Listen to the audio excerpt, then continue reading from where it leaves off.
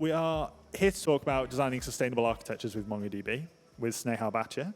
And Snehal has been at Mongo for 2 years now. She is an absolute superstar. I work with her. She's in my team. And she's moved all the way over from Ireland just to be in the office in London with all of you. And so, without further ado, Snehal Bhatia.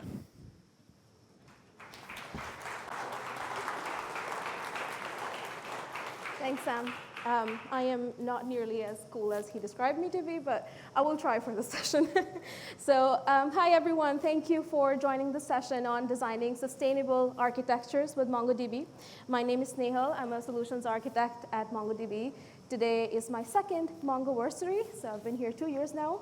I think my favorite part of being a solutions architect here has just been this, like conferences, meeting all of you, understanding everything that you do.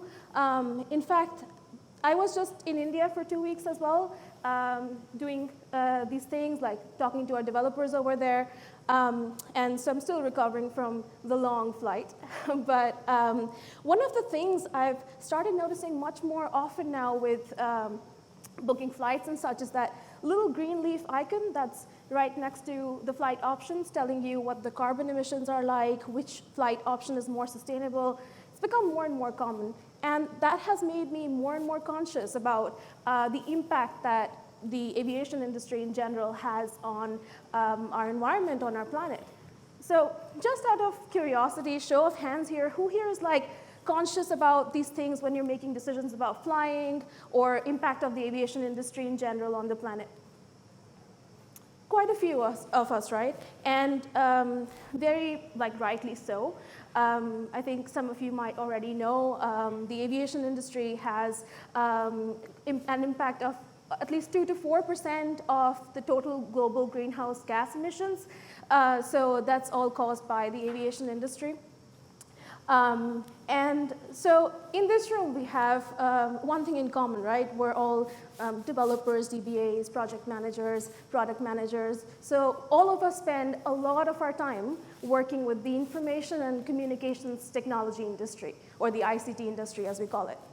Now, given that, how many of us have actually given a thought to the carbon impact or the impact of technology or the ICT industry on our planet?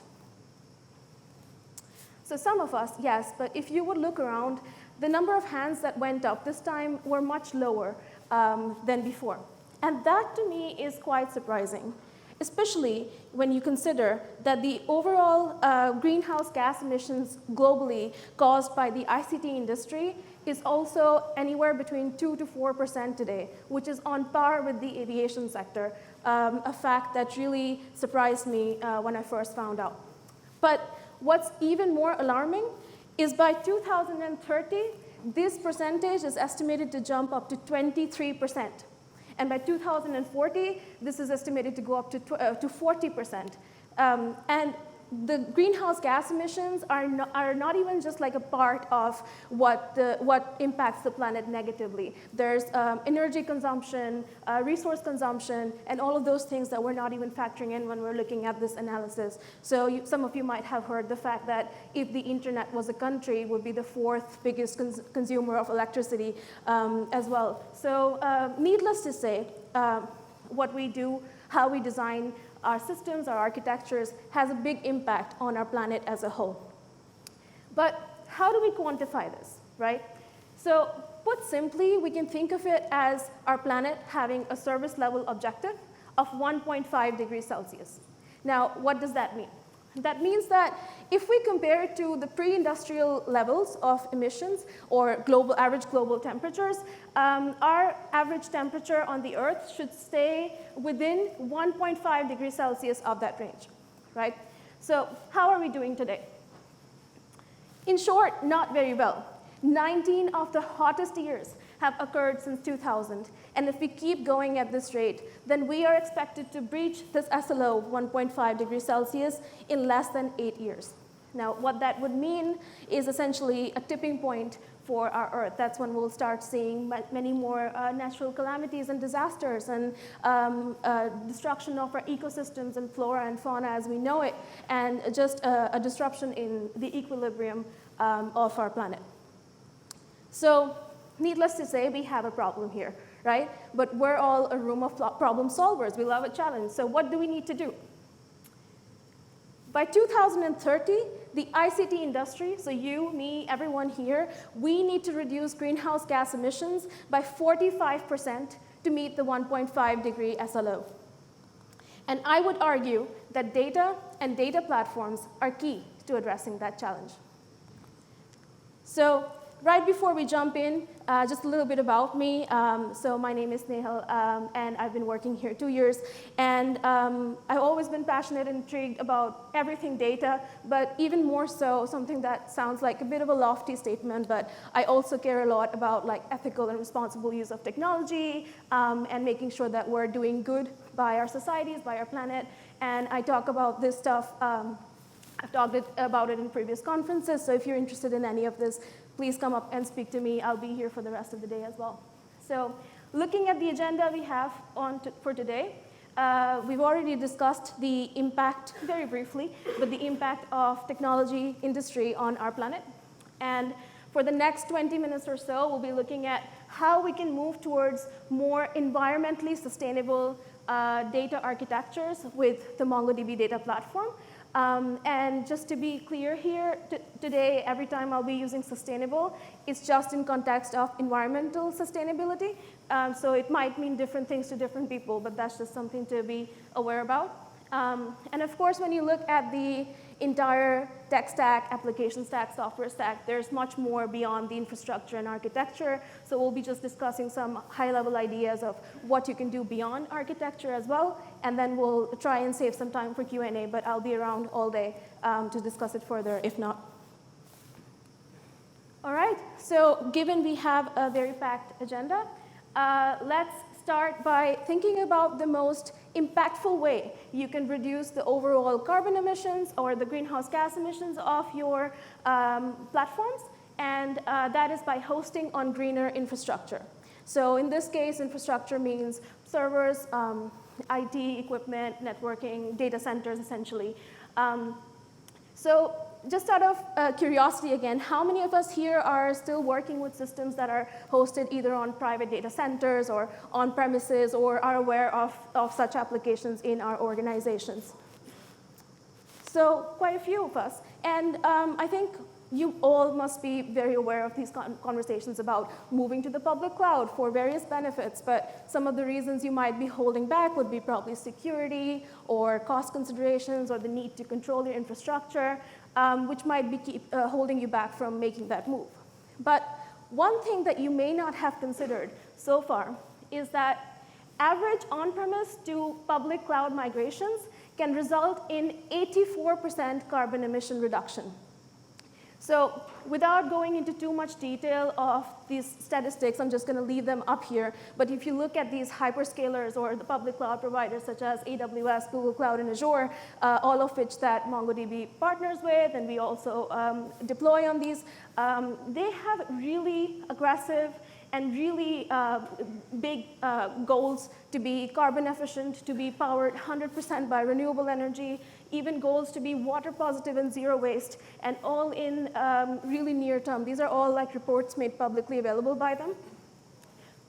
So when you think about these metrics and you compare it to your own private data centers or your own on-premise deployments, you will notice that these are really difficult metrics for you to achieve, right? And that's not to say that your organization or you don't have the expertise to get here. It's just that your organizations are not in the business of managing IT equipment and data centers, right? You want to build the latest and greatest applications, but not really worry about these things. So even if you do have the know-how to get here, you might not ever find that to be top of your priority list. So the first step to achieving greener, more sustainable architectures is to make sure that you move your infrastructure to the public cloud, which is a greener way of hosting it. Now, we can extend the same argument to also data platforms, right? So what you see on the screen here, it's an iceberg analogy that you might all be familiar with. So what you see, the tip of the iceberg that is visible above the water, that's what you might be most concerned with. That's what you might be most interested in. So whenever you start developing a new application, new software, you look at what cool new features do you want, what the UI should look like, how you should optimize for performance. But once you start going into production, you see that there's so many things, so much plumbing that goes underneath it that's hidden. So how do you back up your data? How do you manage upgrades or security or compliance? Or how do you make tools available to your developers to actually efficiently use this data, right? And now, if you think about the millions and billions of applications being developed around the world today, and you think about what happens if each one of those applications started building this plumbing from scratch, think about the resources it would consume, not just in terms of like precious developer time, but also in terms of the compute resources, the hardware resources. So this is where leveraging a fully managed data platform, such as MongoDB Atlas, that some of you might be aware with, comes in handy. So MongoDB Atlas, for those of you who don't know, is our fully managed cloud-based database as a service. It runs on AWS, Google Cloud, and Azure, regions of your choice. And we manage all of this and much more that's under the water of the iceberg for you. So that's where we put in the work once, and it's leveraged by millions of workloads and applications around the world multiple times. So by reusing and re-leveraging this work that we've put in once many, many times, you are already leading to a more sustainable method of deployment. So this is where sustainability of the data platform and optimizing the underlying resources of the data platform becomes our responsibility. And you only have to care about sustainability in the data platform.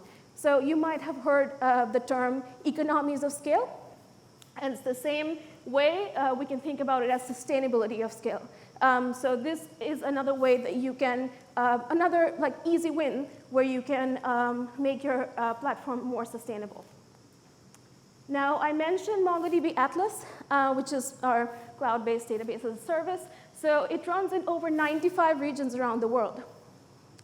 But did you know that of these regions, many of them are powered completely by renewable energy, or are low carbon, or no carbon, or even zero waste? So next time when you make a decision about which region you should run your service on, this should be a consideration if you want to make your application stack more carbon efficient or more sustainable. So to summarize this section, how can you reduce your data platform's carbon footprint? First off, start by choosing cloud regions that are carbon neutral or powered by renewable energy.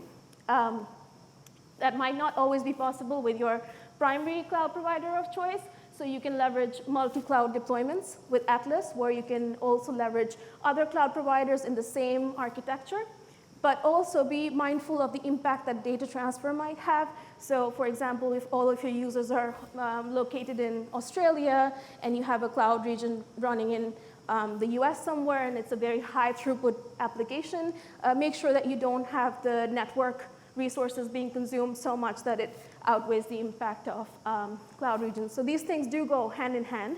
It's not a silver bullet solution, but definitely something to start considering. Now, it may be possible for many reasons that you cannot just choose a cloud region based on just its sustainability metric, right? Maybe you want it to be as close to your users as possible. Maybe you want the latency. It's a very latency sensitive application, so you can't really just move your regions around. But you might still have analytics workloads in those applications, any application-driven analytics, for example, that may not be that latency sensitive. So that's where the concept of workload isolation can come in. So you can deploy dedicated analytics nodes alongside your database in more environmentally sustainable regions. So if you have long-running analytics queries, or you've got machine learning workloads, or if you've got BI workloads, they can all run in, let's say, Finland or somewhere that's powered by renewable energy, or US East, which is a zero carbon region in AWS. So that's another way to reduce the overall impact. And then we discussed the sustainability of scale. So we discussed it with regards to the data platform, but then the same argument can be extended to just using SaaS PaaS solutions in general. So we talked about, how to use greener energy, how to make it, more, or how to use more renewable energy. But the greenest energy is the energy that we did not use in the first place. So what do we need to do? We need to reduce the amount of energy, the amount of resources we're consuming with our deployments, right? And how to do that. Did you know that about 40% of cloud instances are provisioned to be one size larger than required? Maybe you all have some examples you're thinking about in your head right now from your own deployments, right? And common reasons for this is this could be either you can't accurately predict your workload ahead of time, or maybe there's times when you experience peaks in your application workload and you can't really add more hardware on the fly. So you just leave it in a bigger instance altogether. So to make this more efficient, what you can do with MongoDB Atlas is you can avoid over-provisioned databases by leveraging cluster and storage autoscaling. So what cluster autoscaling would do is that it would measure how much resources you're consuming, so whether that be RAM or CPU, and automatically scale your cluster up or down without requiring any intervention from you. We can do storage autoscaling as well if your storage increases beyond what you had initially planned, so you don't really have to worry about managing this, about the additional provisioning or reduction of infrastructure, and you can just leverage this feature. Or if you know that you've got some predictable spikes, like if you run a batch process in the morning every day for 4 hours, you can just use Atlas triggers, which is a way of just saying, scale my cluster up at 9 a.m. in the morning and scale it back down at 12. So being more mindful about how you're provisioning and using resources is another way to reduce your overall carbon emissions and energy consumption. Now, taking this concept of auto-scaling one step further, the next concept that comes into play is that of serverless, right? But you'll be surprised to know that 60% of the organizations around the world are yet to adopt serverless technologies. And that is primarily to do with the fact that there's probably a lack of understanding of what serverless actually means, or there are outdated notions of the lack of security in serverless deployments, and so on. So that is something that needs to change. So with MongoDB Atlas, with the latest versions, we've released Atlas serverless instances. So these are optimized to maximize the utilization of the underlying infrastructure because we can co-locate multiple workloads on the same underlying infrastructure. But then what that also means is that the true power of serverless can only be harnessed when it is adopted at scale. So the more the workloads that are running on a serverless service, such as Atlas serverless instances, the more carbon efficient, the more sustainable it becomes. So it is truly vital that all of us go back and reevaluate our organization strategies on serverless technology and start adopting it more. And maybe it's not possible for you for the moment to switch all your production workloads to a serverless environment, right?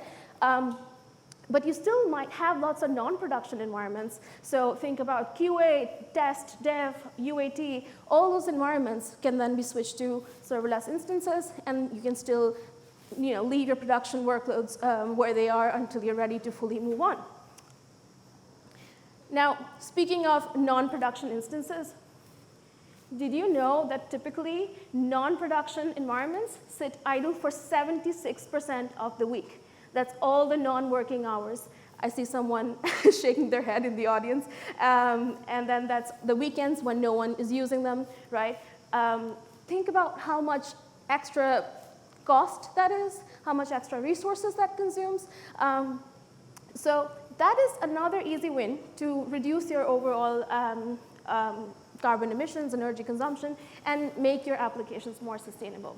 So with MongoDB Atlas, what you can do is that you can pause your database. So it might not be possible to easily turn off and turn on instances, but with this pause database functionality that's pretty unique to Atlas in my opinion, what you can do is you can, on demand with a click, say that you want to pause your database, and whenever you're ready, you can resume it again, and all the underlying data, the state of your database will remain the same. So you can also automate it with Atlas triggers, same way as you can automate like cluster scaling up or down if you wanted to. So not only does this cut down costs massively because you're reducing your you're reducing all the resource usage, and you're only paying for a very small fraction of disk usage, but also it reduces the amount of resource consumption, and by extension makes your application more sustainable.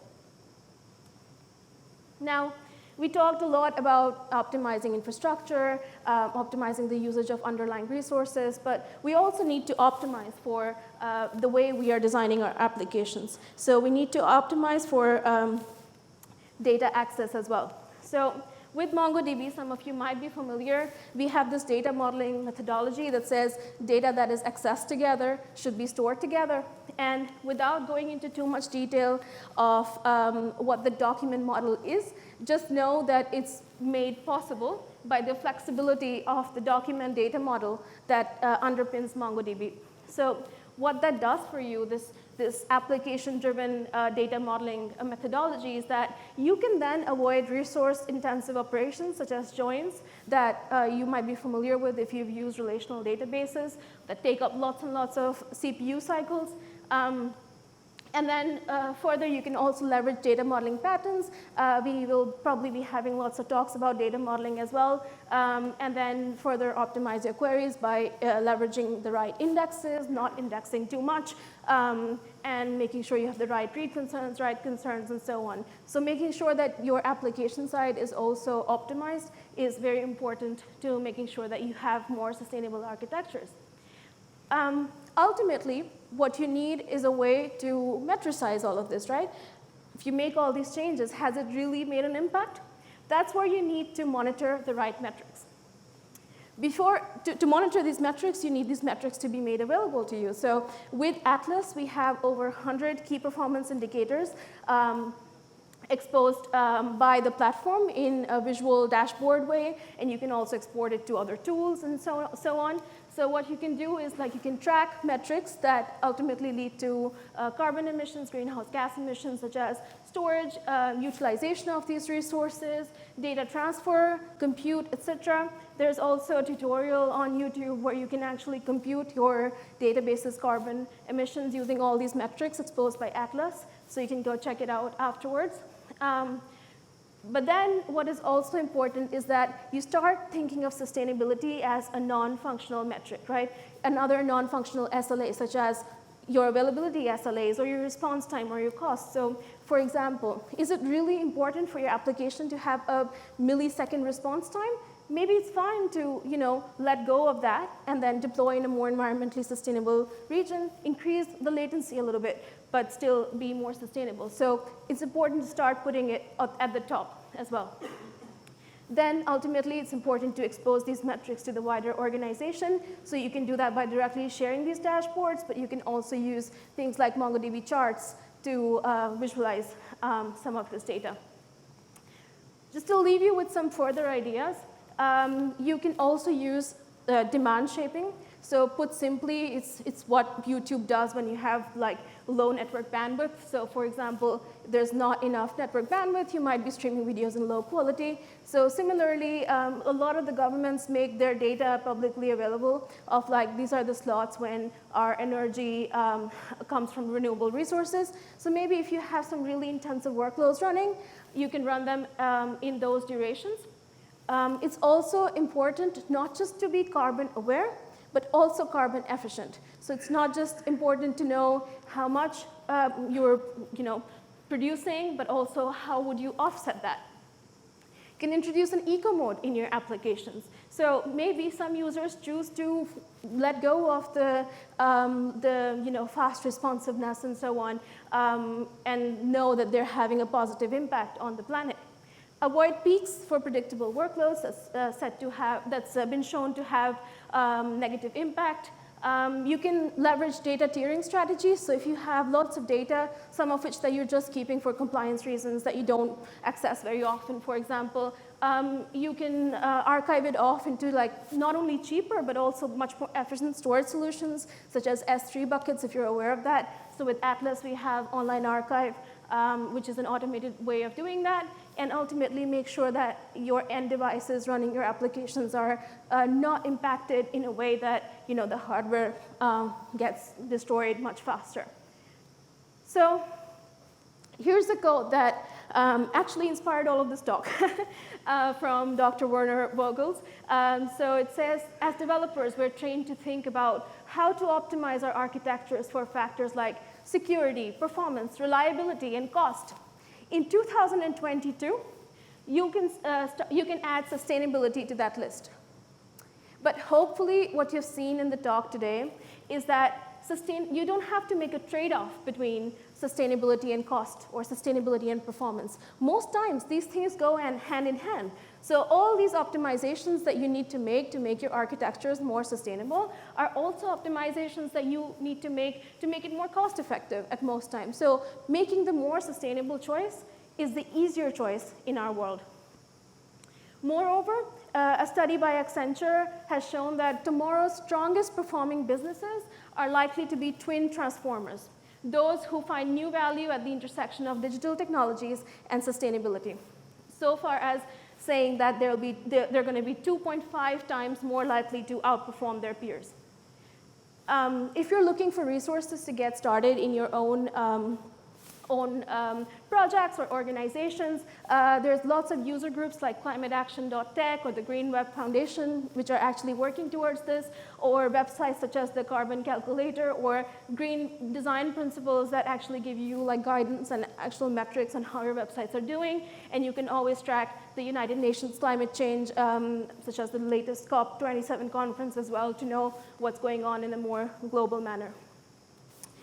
So this is a screenshot that I took from this website called climateclock.world that tells us how much time we have left until we breach the 1.5 degree SLA. And as we discussed, it's less than 8 years, right?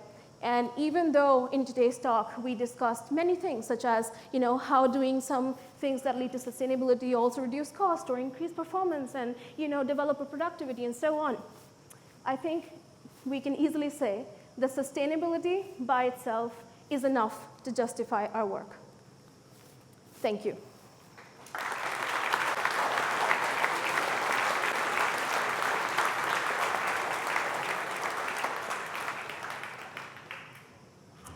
I like to leave this up for dramatic effect, but if you want to, but there's also a QR code for giving your feedback to this talk. I'm also planning to do a part 2 of this talk, so it'd be really good to get your ideas on what you want to see, what kind of content you want to see. So I would know what works and what doesn't. Thank you so much for being a wonderful audience today. Happy to take some questions, if any. We've got 1 minute, I think. Yes? To what extent does, sorry, thank you. Thank you very much, Steve. Very interesting talk. To what extent does kind of chipset architecture affect sustainability? Something kind of x86 versus ARM? Architectures versus Exadata and stuff like that? No, it's the underlying infrastructure. So, x86 instruction set for processors versus ARM processors. And what support does MongoDB have, for the different types of Am I understanding that correctly? Is it like ARM processors? Let's take this discussion offline. I think the answer is actually on Atlas. We're always looking at the next gen of chipsets that are coming out and what the instances the cloud providers is giving us. And what you probably don't realize is that your Atlas, the actual instances running Atlas are probably fairly new. And if one of the hyperscalers gives us a better performing, lower cost chipset, we will just swap one of your nodes out as part of a continuous upgrade cycle for exactly those types of reasons. So cost as well as things like sustainability. Thanks everyone to Snehal. The keynote is starting at 10 o'clock, so just time to get a quick coffee and then see our CTO and Chief Product Officer's talk. Thank you.